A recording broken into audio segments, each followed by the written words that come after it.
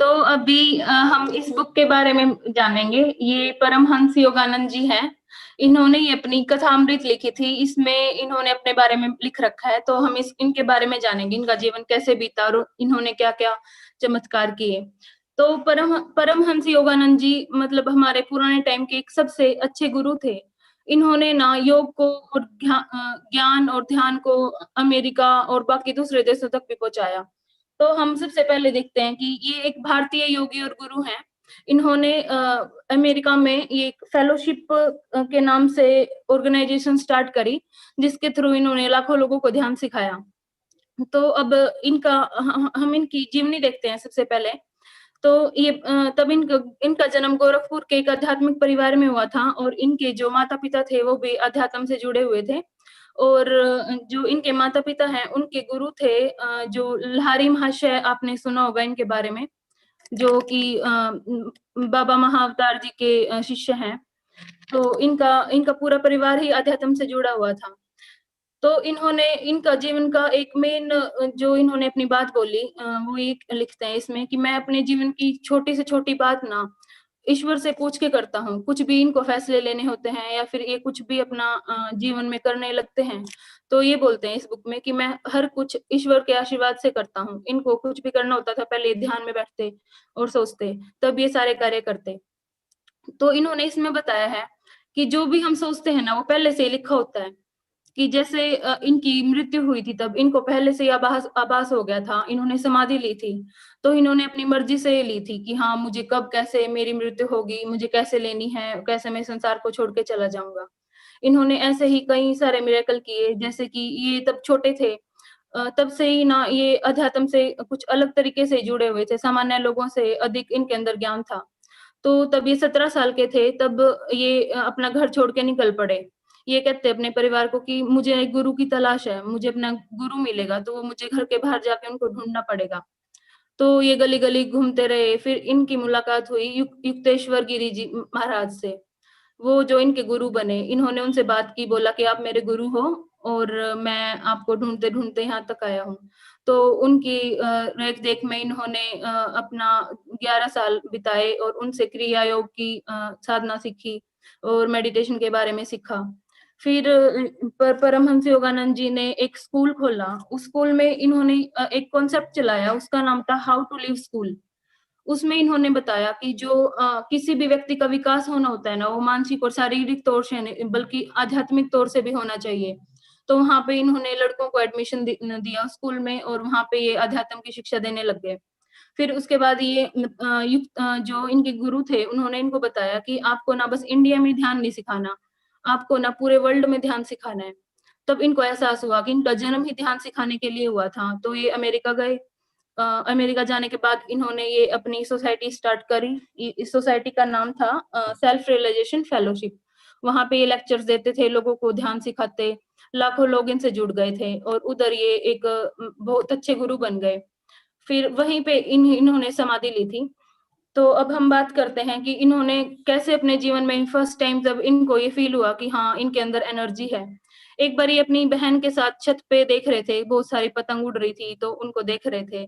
तो इनको ऐसे एहसास हुआ कि हाँ, कि मुझे ना पतंग चाहिए, मैं इसको कैसे पा सकता हूँ? तो उन्होंने अपनी आँखें बंद करी और इन्होंने भगवान से माँगा कि ईश्वर मुझे ये पतंग चाहिए। तो वो एक पतंग कट के अपने आप इनके पास आके गिर गई। तो फिर इस इनकी बहन थी वो इतनी चकित रह गई और बोलती कि ये तो तूने चमत्कार कर दिया। फिर उन्होंने बोला कि ना एक और पतंग को ऐसे ही काट के दिखा अपनी शक्तियों से, तब मैं मान जाऊँगी कि तुम जादूगर हो। तो फिर जो इन्होंने दोबारा से ऐसे ही आँखें बंद करी और फिर से एक पतंग अपने आप ही इनके पास आके गिर गई। तो मतलब इस इनका ये फर्स्ट टाइम था, तब इनकी फैमिली को पता चला कि हाँ, इनके अंदर कुछ अलग जादुई शक्तियाँ हैं, जो सामान्य लोगों में नहीं होती। फिर एक बार क्या हुआ, इनका दूसरा वाक़या ऐसा मैं आपको बताना चाहती हूँ। जैसे इनके भाई थे, इनके बड़े भाई, उन्होंने योगानंद जी को बोला कि भई तू ये सब कुछ छोड़ दे, ये सब सही नहीं है। सन्यास लेना, साधु बन जाना, लोगों को ध्यान सिखा रहा है, ये सब कुछ सही नहीं है। तू नॉर्मल लोगों की तरह अपनी लाइफ़ जी और अच्छे से रह घर में, तेरे पास किसी चीज़ की कमी है नहीं, तो तुम ऐसा क्यों कर रहे हो? तो फिर ये बोलते कि नहीं, मेरा तो जन्म ही इसीलिए हुआ है कि मैं लोगों को ध्यान सिखाऊँ, तो ये तो मैं करूँगा ही। ये अपनी बात पे अड़िग रहे। तो फिर उन्होंने ना इनके आगे एक शर्त रखी कि ना तुम ना वृंदावन जाके आओ और मैं तुम्हें एक भी पैसा नहीं दूँगा और तुम्हें वहाँ जाके घूम के वापस आना है। तो अगर तुम वहाँ से वापस आ जाते हो बिना पैसों के, बिना खाने-पीने के, तो मैं मान जाऊँगा कि तुम सच में एक आध्यात्मिक गुरु हो और फिर मैं भी तुमसे दीक्षा ले लूँगा। तो फिर ये चले जाते हैं उधर।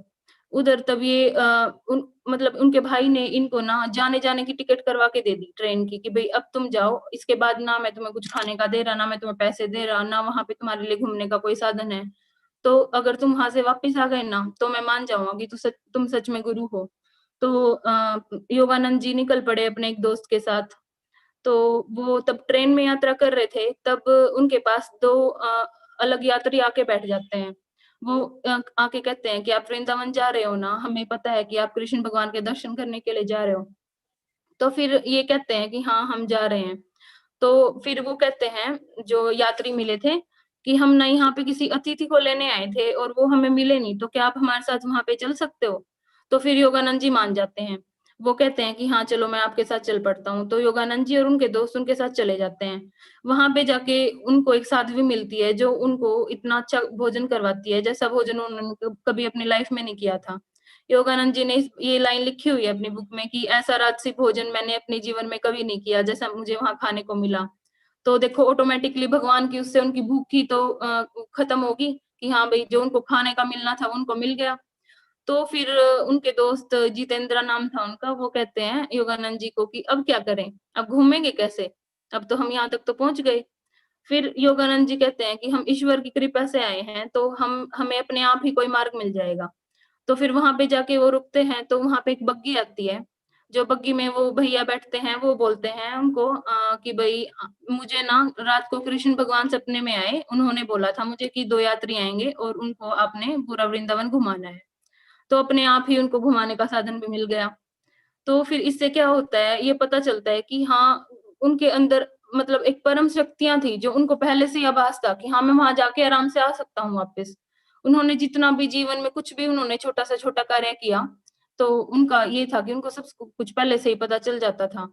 और जो भी हम आजकल कहीं से भी हम सुनते हैं, हमने इतनी सारी बुक्स पढ़ते हैं, हम उनमें लिखा रहता है कि हाँ, आध्यात्मिक जो ज्ञान होता है, वो कितना ज़रूरी होता है।